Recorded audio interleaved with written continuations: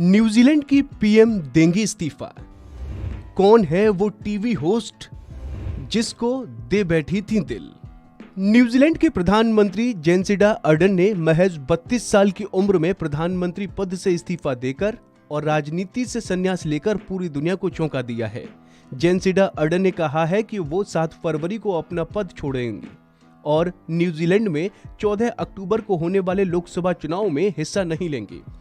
Jacinda Ardern के अचानक इस्तीफा देने से पूरी दुनिया के वर्ल्ड लीडर्स चौंक गए हैं और उन्होंने अपने अपने तरीके से प्रतिक्रिया जताई है।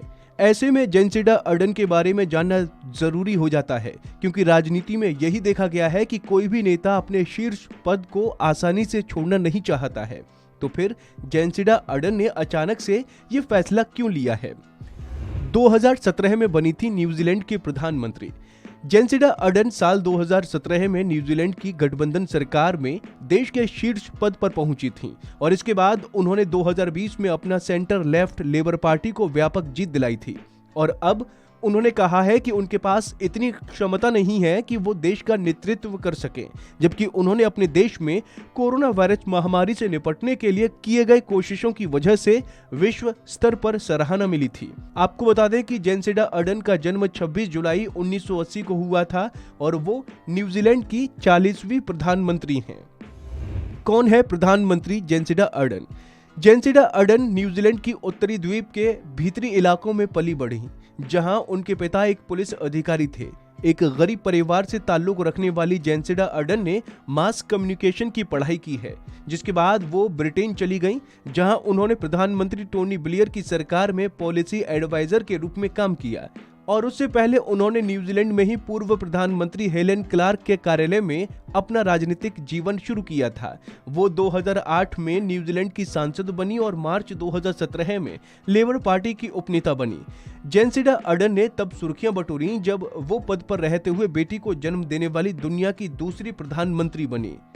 क्राइस्ट चर्च मस्जिद गोलीबारी के बाद जेसिंडा अर्डन ने मुस्लिम लिबास पहनकर देश को सांत्वना दी थी।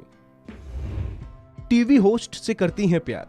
आपको बता दें कि जेसिंडा अर्डन की शादी पिछले साल गर्मियों में होने वाली थी, लेकिन कोरोना महामारी के बढ़ते प्रकोप की वजह से उनकी शादी कैंसिल हो गई थी।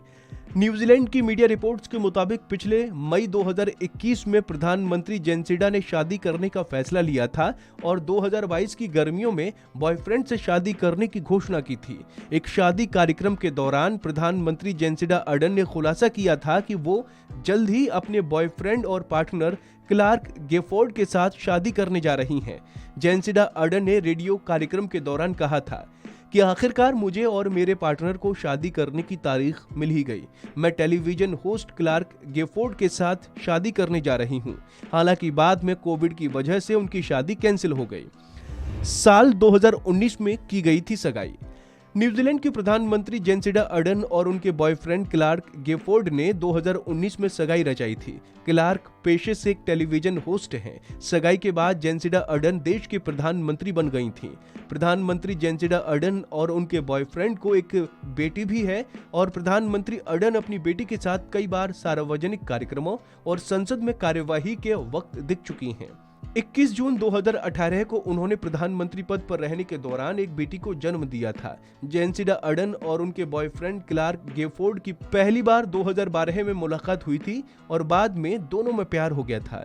19 जून 2018 को जेसिंडा अर्डन ने पहली बार बताया था कि वो गर्भवती हैं और बच्चे को जन्म देने वाली हैं। अर्डन के इस्तीफे पर नेताओं का रिएक्शन।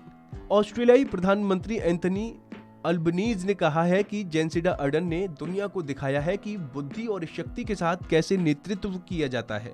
उन्होंने प्रदर्शित किया है कि सहानुभूति और अंतर्दृष्टि शक्तिशाली नेतृत्व के गुण हैं। जेसिंडा न्यूजीलैंड के हितों की जबरदस्त समर्थक रही हैं। बहुतों के लिए प्रेरणा देने के साथ साथ मेरे लिए एक अच्छी दोस्त रही हैं।